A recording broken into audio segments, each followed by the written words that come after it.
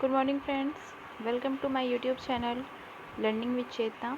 Friends, जैसा कि आप लोगों ने थंबनेल में देख लिया होगा कि ये वीडियो यूपीएसआई से रिलेटेड है, जिसमें मैं आप लोगों के लिए बहुत ही इन्फॉर्मेशन लेके आई हूँ। बहुत ही इंपॉर्टेंट इन्फॉर्मेशन है ये कि मेडिकल टेस्ट की सारी डिटेल है, क्योंकि किसी भी एग्ज़ाम के फाइनल सिलेक्शन के लिए के कुछ स्टेप्स होते हैं और उन सभी स्टेप्स को क्वालिफाई करना हमारे लिए उतना ही ज़रूरी होता है जितना कि रिटन एग्ज़ामिनेशन।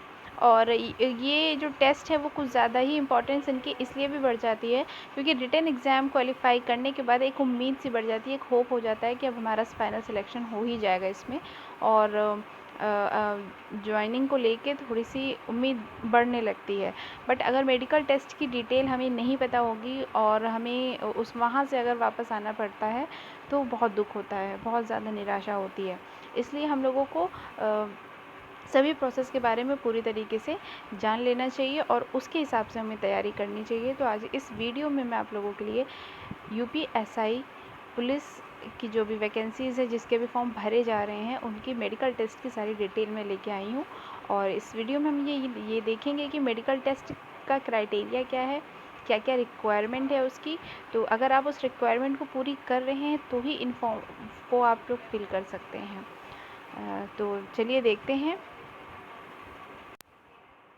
वीडियो में आगे बढ़ने से पहले मैं आप लोगों को ये दिखा देना चाहती हूँ कि देखिए ये वर्दी कितनी सुंदर लग रही है इन जवानों के शरीर पे। और मैं आशा करती हूँ कि जल्द ही ये वर्दी आप लोगों के शरीर पे भी हो।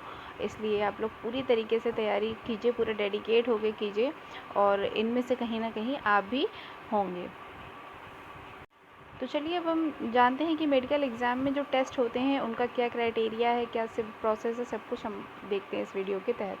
देखिए, सबसे पहले इसमें हेड टेस्ट होता है कि मेडिकल एग्ज़ाम के तहत उम्मीदवार के सिर पर किसी तरह की चोट नहीं होनी चाहिए। तो हेड टेस्ट में क्या देखते हैं कि किसी तरह की चोट नहीं होनी चाहिए। दूसरा है आई टेस्ट। आई टेस्ट में क्या होता है कि आंखों की जांच होती है किस तरह से कि किसी भी तरह का भेंगापन नहीं होना चाहिए, टेढ़ापन जैसी समस्या नहीं होनी चाहिए। साथ ही साथ देखिए कि आंखों के बिना चश्मे के न्यूनतम दूरदृष्टि और निकट दृष्टि सामान्य होनी चाहिए। ठीक है, तो ये दो टेस्ट हैं, एक हेड टेस्ट है और आई टेस्ट है।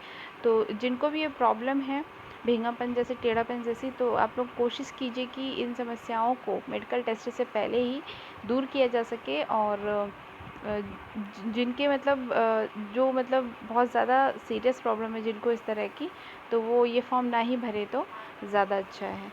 चलिए नेक्स्ट देखिए, हम टेस्ट देखते हैं ईयर टेस्ट। ईयर टेस्ट में क्या होता है कि दोनों कानों की श्रवण क्षमता भी ज़रूरी होनी चाहिए, सामान्य होनी चाहिए।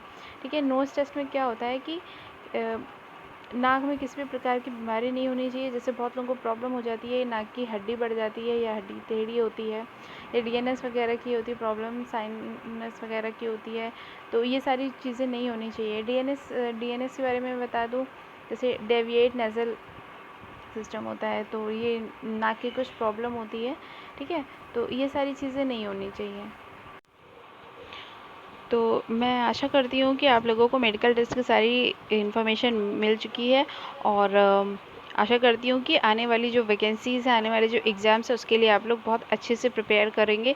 और इन जवानों के बीच में आप में से भी कई जवान होंगे। तो जैसे ये लोग शपथ की मुद्रा में, वैसे आप लोग भी आज ही शपथ लीजिए कि मुझे इस एग्ज़ाम को क्रैक करना है और इसी लाइन में लग के हमको भी देश की सेवा में आगे बढ़ते रहना है। फ्रेंड्स, यूपी पुलिस से रिलेटेड जितनी भी इन्फॉर्मेशन होगी मैं आप लोगों के लिए अपलोड करूंगी। तो प्लीज़ अगर आप लोगों ने चैनल को सब्सक्राइब नहीं किया है तो प्लीज़ चैनल को मोटिवेट करें और सब्सक्राइब करें। Thanks for watching. जय हिंद।